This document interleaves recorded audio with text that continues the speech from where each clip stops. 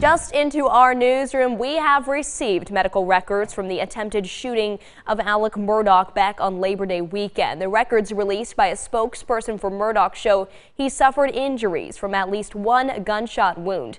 News 2's Riley Benson been covering this story since the very start. Joining us live in the studio right now, Riley, you're going to break down some of this latest information for us. Good afternoon.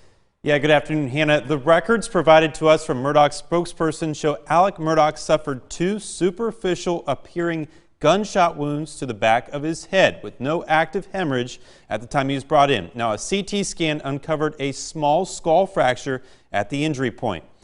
Records show x-rays of the head and chest revealed no traumatic findings or ballistic materials. This is the first time we are seeing these medical records. They come a day after Alex Murdaugh was arrested in Florida for obtaining property through false pretenses. Now, initial information indicated that Murdaugh would have an extradition hearing later this afternoon.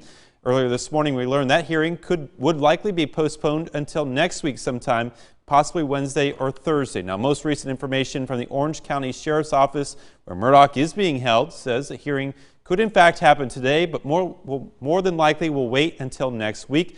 We are working to get that hearing confirmed. Now, for the first time this morning, I spoke with attorney Ronnie Richter, who represents the estate of Gloria Satterfield, in an exclusive interview. Richter talked to me about how they uncovered the missing death settlement money owed to the estate of the longtime housekeeper for the Murdaughs. When we first became involved, we thought it was just an honest mistake, that the money was there. We wrote a letter, please, disperse the money, or our clients would like to be paid now.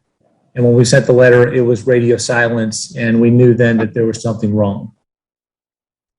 Now, we are working to confirm when Alex Murdaugh's extradition hearing will happen, whether today or that be next week, and of course share that information with you both on air and online when we learn more. Now, we'll hear more from attorney Ronnie Richter coming up tonight, and we'll also take a closer look at those newly released medical records and bring you the very latest.